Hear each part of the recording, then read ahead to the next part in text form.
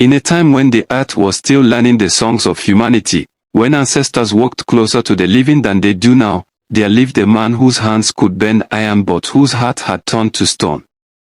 This is not a story of warriors or kings. This is not a tale of magic potions or enchanted forests. This is the story of Kofi the blacksmith, a man who lost everything, gained nothing, and discovered that the heaviest chains we carry are the ones we forge ourselves. Before we begin this journey together, if you love stories that touch the soul and awaken the spirit, subscribe to the Tales by AM for more stories that matter.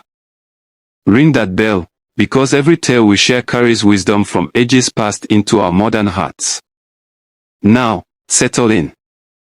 Close your eyes if you can. And listen. Kofi was not always the man he would become. There was a time, there was a beautiful time, when his laughter could be heard across the entire village of Konoba, rolling down from his forge like thunder from the mountains. He was a master craftsman. The best blacksmith in 7 territories.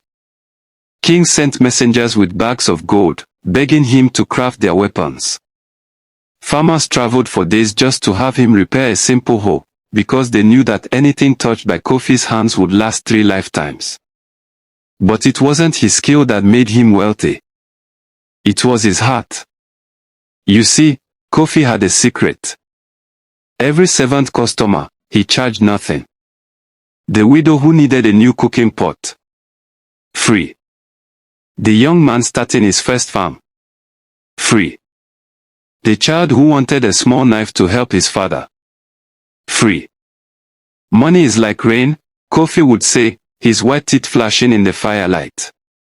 It comes, it goes, it comes again. But kindness. Kindness is like a seed you plant in someone else's field. You may never see the harvest, but the earth remembers. His wife, Abena, would shake her head and smile. She had the kind of beauty that lived in her spirit, eyes that saw the good in everyone, hands that could heal a fever, a voice that could calm a crying child across a crowded market. Together, they had a son. Kwame. 8 years old, with his father's strong hands and his mother's gentle heart. The boy would sit by the forge for hours, watching his father work, asking endless questions. Papa, why does the metal glow red when it's hot? Papa, can you make a star if you hammer the iron the right way? Papa, will you teach me to make beautiful things too? And Kofi would laugh, that deep, rumbling laugh, and answer every question with patience and love. They lived in a simple compound at the edge of the village. Nothing fancy. A round house with a thatched roof. A small vegetable garden that Abena tended with the same care she gave to everything. A mango tree where Kwame would climb and dream. They had everything that mattered. But the world is not kind to happiness that shines too brightly. It was during the rainy season. The type of rain that drowns the world, that turns paths into rivers and whispers into roars. A sickness came to Konoba. Not the usual fever that could be sweated out with herbs and steam. This was different. This was hungry.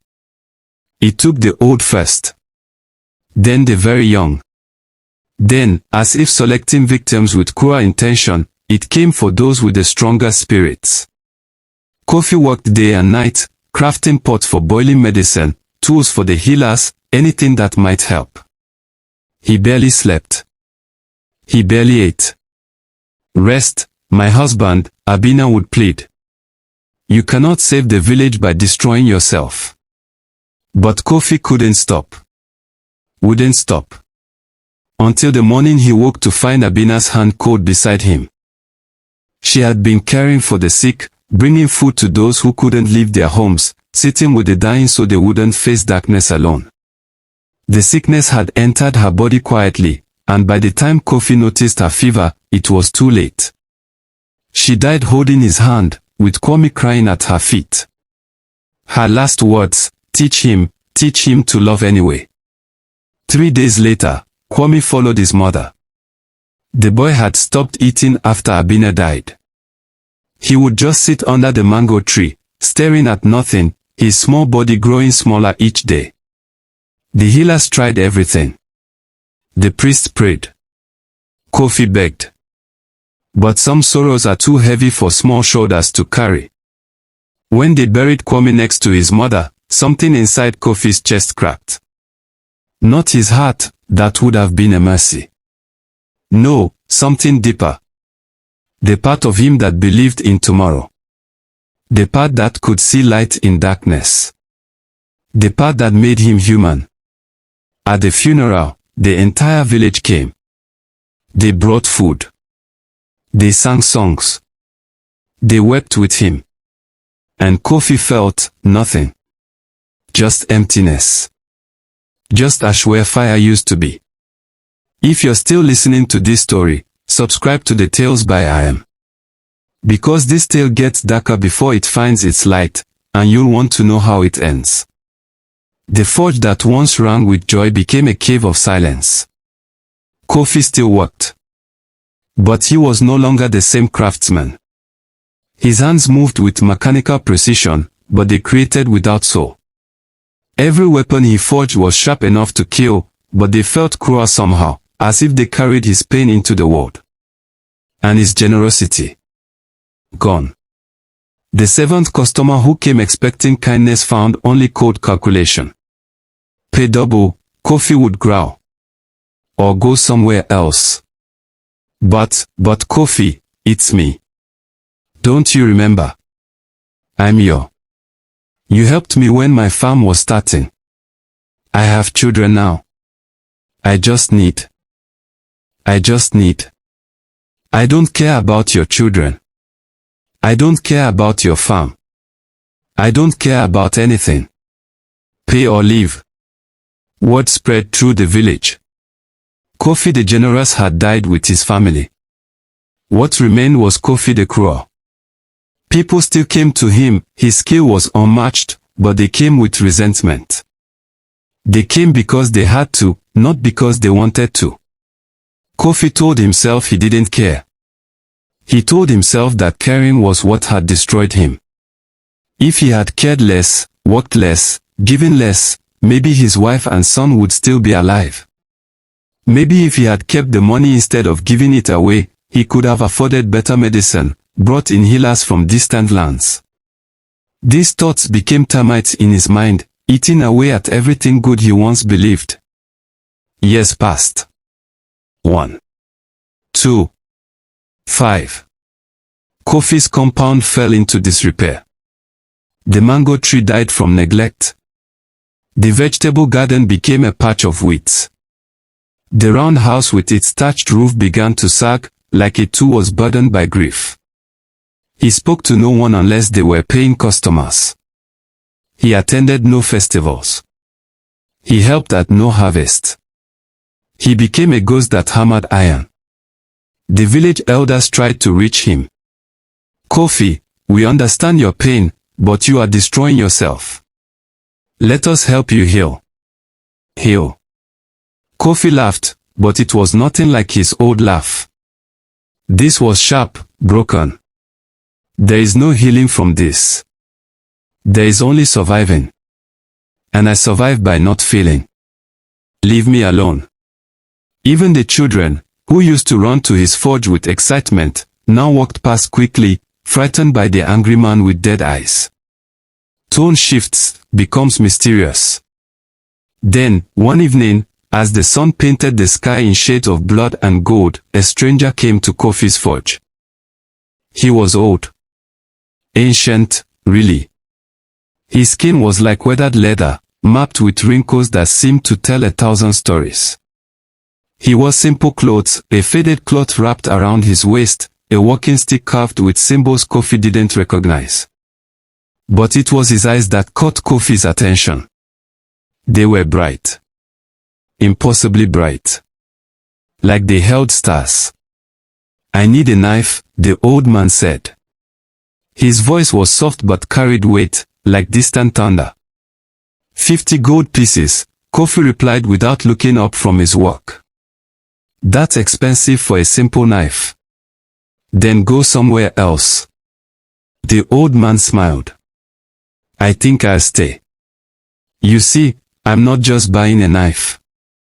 I'm buying a moment of your time. Kofi looked up, irritated. I don't sell moments.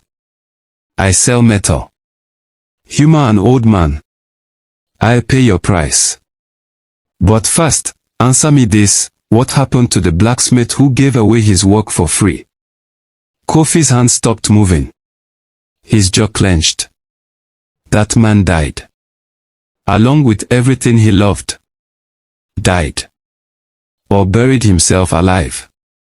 The word struck like a hammer. Kofi stood, anger flooding through him.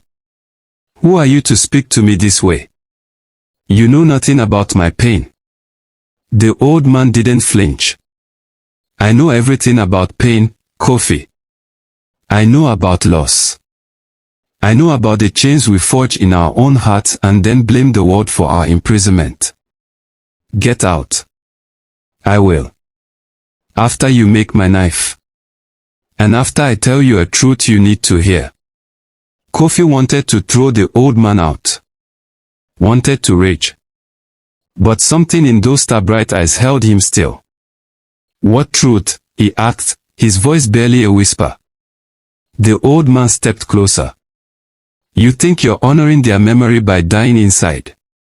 You think your suffering is a tribute to their love. But Kofi, what if you're wrong? What if the greatest dishonor is to waste the life they died hoping you would live? Kofi said nothing. Couldn't say anything. The words had found a crack in his armor. Make me my knife, the old man said gently. And I'll tell you about the secret that could set you free. Subscribe to the Tales by I Am, friends. Because what comes next will change everything. Kofi made the knife in silence. His hands moved with the old familiar skill, but his mind churned with the stranger's words. When he finished, he presented the blade. It was beautiful. Perhaps the most beautiful thing he'd created in years. The handle was wrapped in leather, the balance perfect, the edge sharp enough to split a falling leaf. The old man examined it carefully, then smiled. This was made by the hand of a master, but... He looked into Kofi's eyes, not yet by the heart of one. You promised the truth, Kofi said. I did. The old man sat down on a worn stool, uninvited. Let me tell you about a boy I once knew. He lived in a village much like this one. He had a family he loved more than breathing. And one day, raiders came. They burned his village. Killed his parents. Took his sisters. Kofi felt his breath catch. The boy survived, the old man continued. And he was angry. So angry that his rage became a fire that consumed everything. He spent years hunting those raiders. He found them, one by one. He took his revenge. Did it help? Did it bring peace?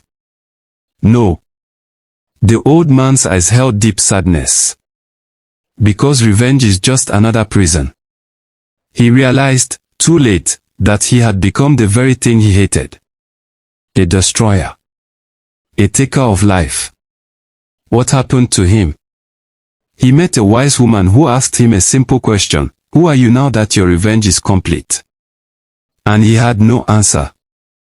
Because he had defined himself by his hatred for so long that when it was gone, he was empty. The old man stood, placing the knife on the anvil. But the woman taught him something.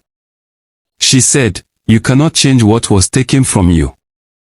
But you can choose what you do with what remains. What did he do? The old man smiled. He started building. Every day, he would help repair something in a village. A roof. A fence. A broken tool. Small things. And slowly, piece by piece, he rebuilt himself too. Kofi felt tears on his face. He hadn't cried since the funerals. I don't know if I can. I don't know if I remember how to care. Then let me teach you, the old man said. Starting tomorrow, for 7 days, I want you to do what you used to do. Choose one person. Give them your skill freely. No payment. Just the gift. What would that change? Maybe nothing. Maybe everything. But you won't know unless you try. The old man placed 50 gold pieces on the anvil. More than Kofi had asked for. Keep the knife. Give it to someone who needs it more than I do. And then he was gone, disappearing into the gathering darkness like smoke. Kofi stood in his forge for a long time, holding the knife, feeling its weight. The next morning, a young woman came to his forge. She was poor, he could tell by her worn clothing.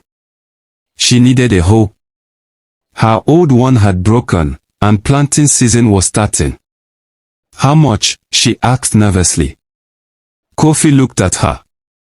Really looked at her. She had kind eyes. Reminded him, just a little, of Abena. Nothing, he heard himself say. What? Nothing. I make you the best hoe you've ever used. Come back tomorrow.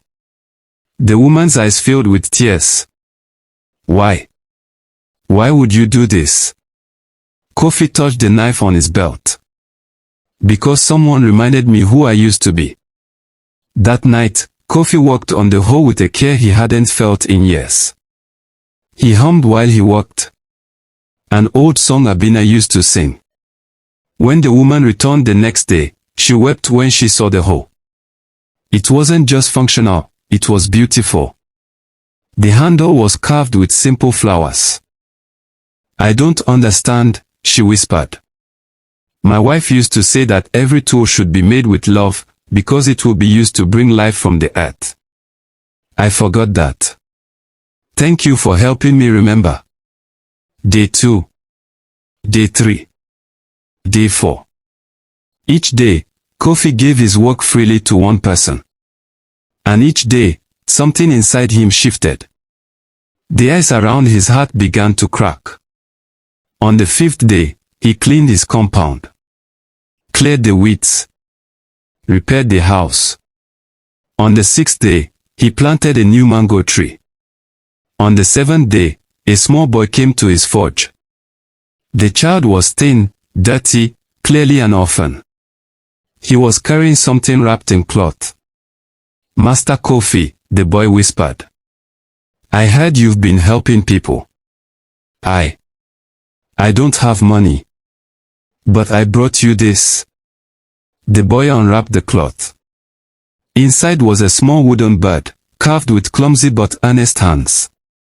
I made it myself, the boy said. It's not very good. But I wanted to give you something. Kofi took the wooden bird. His hands were shaking. It looked exactly like something Kwame might have made. What do you need, little one? Kofi asked softly. I need a knife. Just a small one. So I can carve better birds and maybe sell them to eat. Kofi reached for his belt and unhooked the beautiful knife the old man had paid for. This is the finest knife I've ever made, Kofi said, kneeling down to the boy's level. It's yours. But I don't have. You already paid me. With your kindness. With your gift. With the reminder that there is still innocence in this world worth protecting. The boy threw his arms around Kofi's neck and sobbed. And Kofi held him. And for the first time in years, he felt his heart beat not with pain, but with purpose. That evening, the old man returned. I see you've been busy, he said, looking at the repaired compound, the new tree, the light in Kofi's eyes. Who are you? Kofi asked. Really? The old man smiled. Does it matter? I am what you needed me to be. A mirror. A reminder. A messenger. The boy I gave the knife to, he reminded me of my son. Perhaps your son sent him. Perhaps it was coincidence. Perhaps there is no difference between those two things. Kofi nodded slowly. I understand now. What you were trying to teach me. Tell me. My wife said to teach Kwame to love anyway. But I couldn't teach him. He's gone. So instead, I have to love anyway. For both of us. For all of us who remain. The old man's eyes shone with tears. The blacksmith remembers his fire. Will it still hurt? Kofi asked. Missing them. Every day. Until your last breath. But pain shared is pain halved. And love given is love multiplied. You cannot bring them back, Kofi. But you can honor them by being the man they believed you were. The old man turned to leave. Wait, Kofi called out. Will I see you again?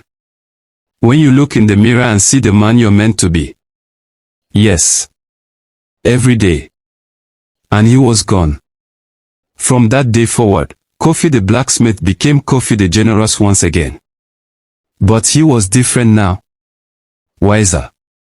Stronger. He understood that generosity wasn't just about giving freely, it was about choosing life over death, hope over despair, connection over isolation.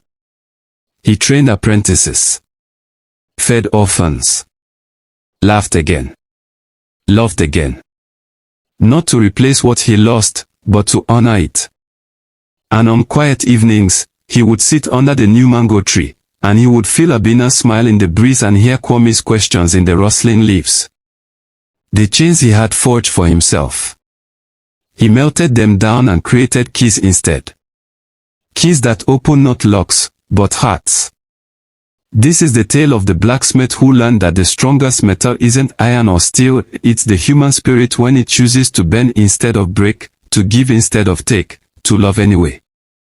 If this story touched your heart, do me a favor, subscribe to the Tales by I Am for more stories that carry the wisdom of our ancestors into the light of today. Hit that bell so you never miss a tale that might change your life. And remember, whatever chains you're carrying, you have the power to break them. Because the same hands that forge our prisons can forge our freedom. Until the next tale, keep your heart open and your spirit strong. This is RM, reminding you that every ending is just another beginning.